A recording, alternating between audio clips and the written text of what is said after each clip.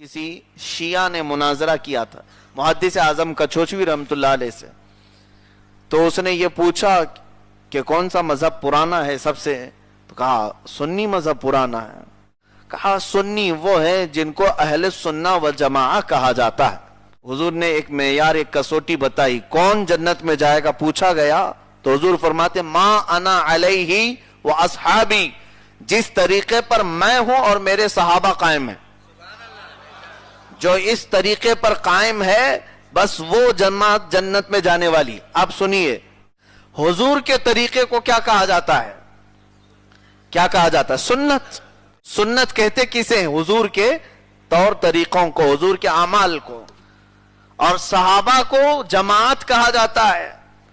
تو الحمدللہ ہم جو سنی اہل سنت و جماعت ہیں، سنت اہل کا مطلب ہوتا ہے والے، اہل سنت و جماعت کا مطلب ہی یہ ہوتا ہے رسول کی سنت والے، صحابہ کی جماعت والے۔ ہمارا کوئی دوسرا نام نہیں ہے۔ پہچان کے لیے اور ہم نسبتیں لگاتے ہیں، الگ بات ہے۔ ہم قادری، رضوی، اشرفی، برکاتی، یہ مشرب کی نسبتیں ہیں، برکت لینے کے لیے لگا لیتے ہیں۔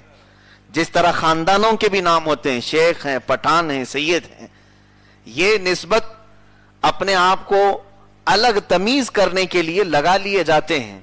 اسی طرح مسلک اعلی حضرت کا استعمال یہ ہمارے درمیان تشخص کے لیے استعمال کیا جاتا، ورنہ ہمارا صرف ایک ہی نام ہے، وہ اہل سنت و جماعت ہے۔ محدث اعظم کچھوچوی رحمۃ اللہ علیہ نے فرمایا یہ سب سے پرانا مذہب اور دین یہی ہے۔ اور شیعہ کا وجود کب ہوا؟ جب حضرت علی رضی اللہ تعالیٰ عنہ کے اور حضرت امیر معاویہ رضی اللہ تعالیٰ عنہ کے درمیان معاملات ہوئے، اور اس کے بعد حضرت علی کی حمایت میں ایک فرقہ نکلا اور وہی شیعہ کہلانے لگے۔ پہلے تو ان کا نام شیعان علی تھا، یعنی علی کے حمایتی، پھر یہ بڑھتے بڑھتے غلو کرنے لگ گئے۔ غلو میں مبالغہ اتنا بڑھا کہ حضرت علی کو نبی کے درجے تک پہنچا دیا۔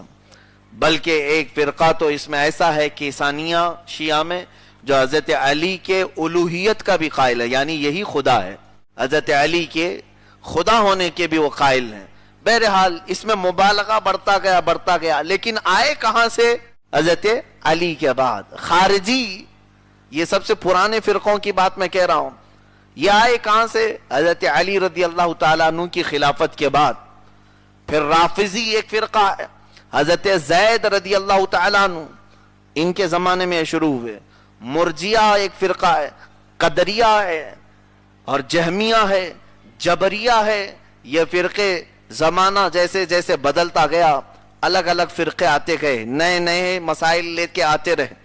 اہل سنت و جماعت وہی باقی رہا، صحابہ اکرام کا طور طریقہ وہی چلتا رہا، اس میں سے یہ نکلتے چلے گئے۔ شیعہ اسی میں سے نکلے، اہل سنت و جماعت میں سے نکلے، ایک اپنا الگ طریقہ بنا دیا، علی علی کہنا، حسن حسین کہنا، بس ان کا ایک معیار بنا۔ رافضی الگ بنے، قدریہ تقدیر کے انکار کرنے والے، جبریہ الگ بنے، اسی طرح سے جہمیہ، مرجیہ، کئی فرقے بنتے آئے۔ پھر ایک فرقہ آیا زمانے کے تنزلی کے بعد، اس وقت حکومتیں لوگوں کے ہاتھ میں تھی، زبردستی ایک عقیدہ نافذ کیا جانے لگا، معتزلہ۔ ان کے الگ الگ قول تھے، اسی قول کو نہ ماننے پر امام احمد بن حنبل کو کوڑے لگائے گئے۔ امام احمد بن حنبل رضی اللہ تعالیٰ عنہ پر انہوں نے ظلم کیا بہت۔ امام اعظم ابو حنیفہ رضی اللہ تعالیٰ عنہ کو جیل میں رکھا گیا، کیونکہ پاور ان کے پاس تھا۔ لوگ آج ہم سے سوال کرتے ہیں، ارے حرم پاک میں یہ سب چل رہا ہے، مکہ میں، مدینہ میں یہ چل رہا ہے، تو آپ کیوں نہیں فالو کر لیتے؟ مکہ اور مدینہ میں بہت پہلے بہت کچھ چل چکا ہے۔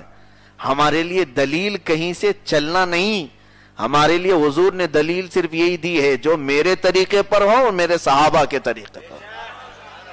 اب حضور کے طریقے پر اور صحابہ کے طریقے پر کوئی قائم، وہ مکہ میں ہو یا مدینے میں ہو یا پھر کسی چھوٹی جھونپڑی میں ہو، ہمارا امام ہے۔ اور اس طریقے سے ہٹا اور پھر وہ کعبے کا بھی امام بنے تو ہمارا امام ہو نہیں سکتا۔ अब सुनिए आगे की बात, मैं जिस लिए इस बात को छेड़ा हूं, फिरके बनते आए, इस शियों में इतने बड़े बड़े अलग अलग जमातें बनती गईं, इस्माइलिया, इस्ना अशरिया, जैदिया, गुलातिया, अब मैं कितने फिरकों के नाम शुमार करूं, 72 से ज्यादा तो फिरके कब के वजूद में आ गए थे। हुजूर सैयदना गौसुल आजम दस्तगीर रदी अल्लाह तआला अन्हु ने अपनी किताब गुनियतुत तालिबीन में तकरीबन 72 फिरकों का नाम भी लिख दिया है उस जमाने में, कि ये सब खारिज हैं, अहले सुन्नत व जमात से निकले हुए हैं। उनके जमाने में ही 70 से ज्यादा थे, तो अब तो 1000 साल गुजर गए, 700 और पैदा हो गए होंगे, बल्कि उससे भी ज्यादा हो गए होंगे। ये सब निकलते गए। उसके बाद फिर नई नई जमातें आई, बाज लोग फिर अपना एक तरीका ले आए, अपने आप को उन्होंने सलफी कहा। फिर एक जमात आई, उन्होंने अपने आप को हदीस वाला कहा, हम अहले हदीस हैं। फिर एक जमात आई, उन्होंने कहा हम सिर्फ अहले कुरान हैं, हम कुरान की मानते हैं और कुछ नहीं मानते, जिनको चकड़ालवी कहते हैं। कुछ आए नेचरी तबई जमात, ये गालिबन सर सैयद अहमद खान के फॉलोअर्स थे, वो तमाम मौजज़ात का इनकार करते हैं। मौजज़ा किसी चीज का नाम नहीं है, फरिश्तों का इनकार करते हैं, फरिश्ता है ही नहीं। और वो शैतान का भी इनकार करते हैं, शैतान है ही नहीं। नेकी की कुव्वत का नाम फरिश्ता है और बुराई की ताकत का नाम शैतान है।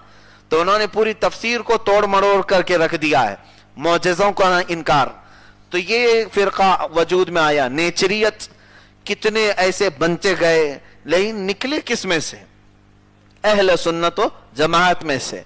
रसूल पाक सल्लल्लाहु तआला अलैहि वसल्लम और उनके सहाबा का जो तरीका था वो अहलुस सुन्नह वल जमाअह कहलाया, सुन्नत वाले और जमात वाले। उसमें से निकलते निकलते फिरके बनते गए।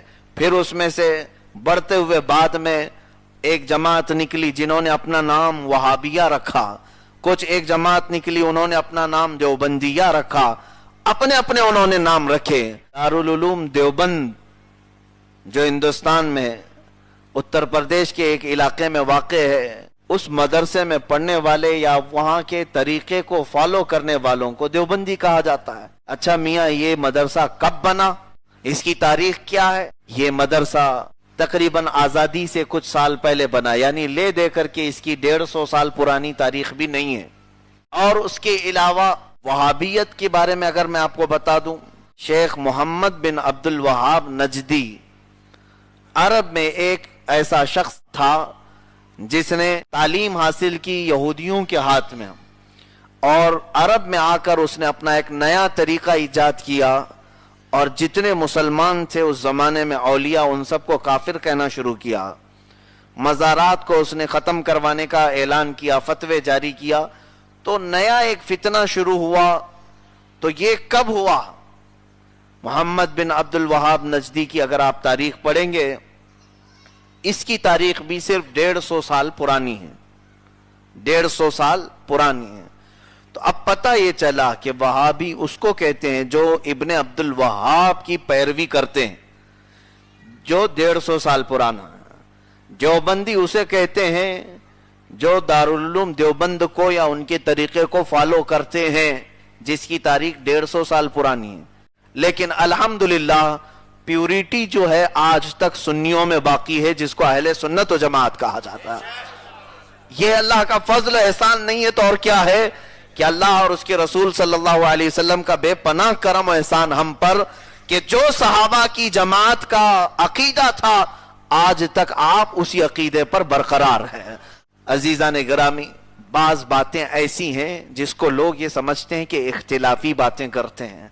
नहीं, मुझे तो इससे कोई सरोकार है ही नहीं। अल्हम्दुलिल्लाह मैंने कभी फसाद या फितने की बातें हरगिज करने की कोशिश नहीं की। इस्लाह की कोशिश हमेशा से रही, अल्लाह इसी पर कायम रखे। लेकिन बाज लोग इन तमाम बातों को जो मैं अभी फिरकों के मुतालिक अर्ज किया, किसी को ऐसी उलझन का शिकार है कोई, तो खुल करके अपनी राय का इजहार करें और तशफ़ी बख्श जवाब हासिल करें, इसलिए कि इससे आपके ईमान का ताल्लुक है, आपके अकीदे का ताल्लुक है। इसमें अगर जरा बराबर गड़बड़ी हुई तो पूरा हमारी जिंदगी का सब किया करा सब खत्म होगा और सीधे जहन्नम में ले जाया जाएगा।